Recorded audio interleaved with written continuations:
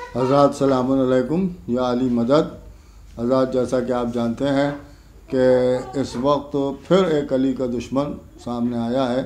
جس کا نام حفیظ ہے، جسے میں حفیظ نہ کہہ کے ذلیل ہی کہوں گا، اس لیے کہ وہ حضرت علی علیہ السلام کے مقابلے میں آ گیا۔ اور ہمیشہ سے یہی ہوا ہے کہ مولا کائنات کے ہمیشہ لوگ دشمن رہیں اور حضرت علی علیہ السلام سے ہمیشہ دشمنی نکالی ہے، کبھی زبان کے ذریعے سے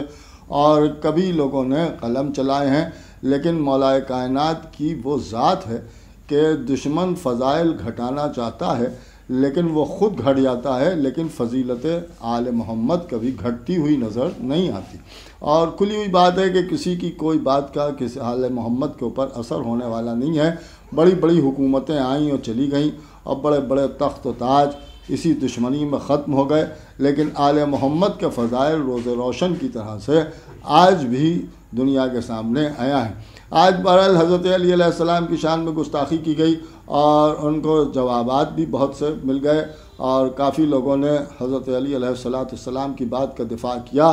اور حضرت علی علیہ السلام کے فضیلت کو بیان کیا اور انہیں جواب دیا گیا۔ لیکن یہ کہ میں آپ کے سامنے کیا عرض کروں، بس یوں سمجھ لیجئے کہ آل محمد وہ ہیں کہ جہاں آیہ تطہیر حصار کیے ہوئے ہیں۔ آیہ تطہیر وہ آیت ہے کہ جس میں خداوند عالم نے اس بات کا اعلان فرمایا ہے کہ کسی قسم کی نجاست کو آل محمد کے قریب میں آنے نہیں دوں گا۔ اس کا مطلب یہ ہے کہ یہ اللہ کا وعدہ ہے کہ نجاست آل محمد کے قریب نہیں آ سکتی۔ اب ظاہر سی بات ہے کہ جو لانے کی کوشش کرے گا یا اس طرح کی کوئی بات کرے گا تو وہ خود نجس ہو سکتا ہے، لیکن آل محمد کے قریب نجاست نہیں لا سکتا۔ آل محمد کے خلاف بولنے کا مطلب یہ ہے کہ دیکھیے ان کی فضیلت میں تو کوئی کمی نہیں ہوگی، لیکن آل محمد کے خلاف بولنے والے کا شجرہ ضرور کھل جاتا ہے کہ اس کا شجرہ کیا ہے۔ اب ان کو بہت زیادہ حوالے دینے کا شوق ہے، لہذا میں اب ان کو کوئی حوالہ تو نہیں دے سکتا اور نہ کوئی حوالہ دینے کی میں کوشش کر رہا ہوں۔ میں صرف ان سے بس ایک ہی بات کہنا چاہوں گا، بڑی رائے کے طور کے اوپر آپ سمجھ لیں کہ میری رائے یہ ہے کہ اگر ان کو بہت زیادہ کتابیں پڑھنے کا شوق ہے اور بہت زیادہ تفسیریں پڑھنے کا شوق ہے اور بہت زیادہ اس میں آگے بڑھنے کا شوق ہے، تو ان کو یہ چاہیے ہے کہ کم سے کم اگر کچھ کام کرنا ہے اور قلم ہی چلانا ہے تو کم سے کم اس بات کے اوپر کوشش کریں کہ یہ عمر کی نانی اور ماں کے نام کو ہی کم سے کم الگ الگ کر دیں اور کسی حوالے سے یہ ثابت کریں کہ نہیں ان کی نانی کا نام الگ تھا اور ان کی ماں کا نام الگ تھا۔ اور کچھ نہیں کر سکتے تو اتنا تو کریں کہ عمر کا جو غلام افلا تھا اس کے اور عمر کے تعلقات کو جائز ہی ثابت کر دیں کسی بھی حوالے سے، اور آج تک دنیا یہی سمجھ رہی ہے کہ ان کے آپس کے تعلقات ناجائز تھے، لہذا میں سمجھتا ہوں کہ یہی کر دیا جائے۔ دیکھیے علی کے خلاف بولنے کا نتیجہ صرف یہی ہوتا ہے کہ ہمیں